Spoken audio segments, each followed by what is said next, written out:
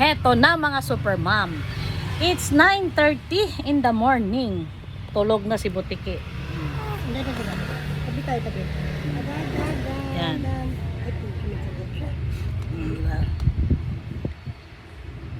Ganyan siya.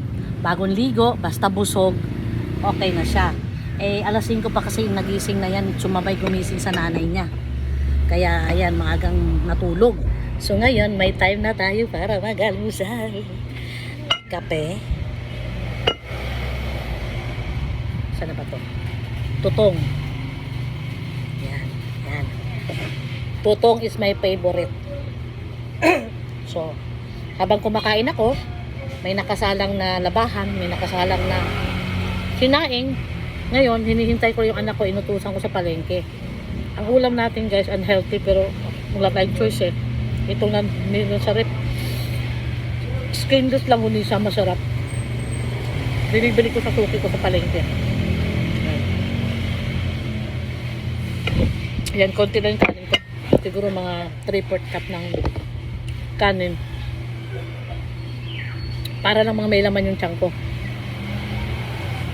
Kasi sigurado, mga alauna, alas 2 na ako tumakatanghalian sa dami ng trabaho.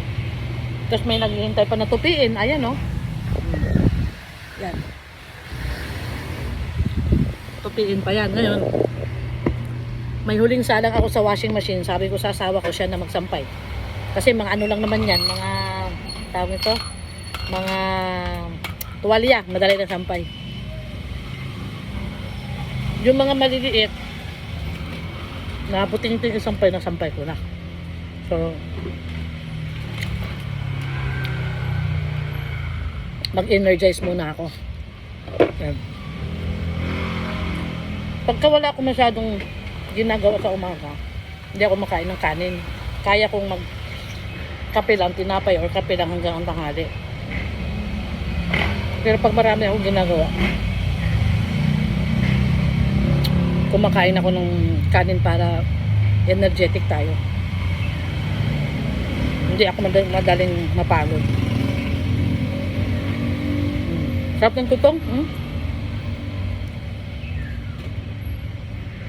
Bagong sinain to. E pag tutong kasi hindi masyadong kinakain ng mga anak ko. Eh sayang itapon. Kaya kinuha ko na. Malambot naman kasi bagong sinain to. Kaya nang umaga na sinaing mga pinangbaan ng bunso ko at saka apo ko.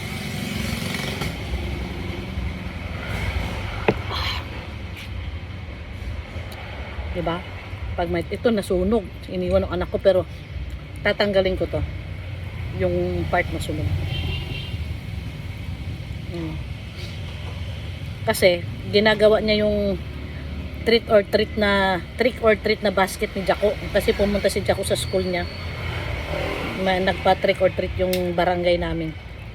Kaya pinapunta siya. So wala siyang Halloween basket. Yung lunch bag na sana, ayaw ng tito niya. Kaya ginawa ni Jason yung lumang basket na trick or treat. Pininturahan niya uli, hinugasan niya. Kasi marumi na, stuck na matagal. Ayan guys, oh. Tinanggal ko na yung sunog. Ayan na siya. Ito. Ayan. So wala nang sunog. Diba? Kaysa itapon mo. Diba? Kasi ano daw yan eh. Prone daw yan sa cancer pagka lagi kang kumakain ng mga sunog-sunog.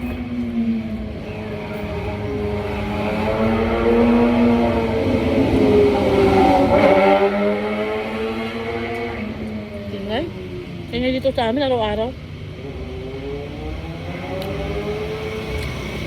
So, thank you for watching habang nag-aalmusal ako. See you next on my next video. Nakikita nyo nagluluto na ako. So, bye-bye. Tapusin ko muna pagkain ko.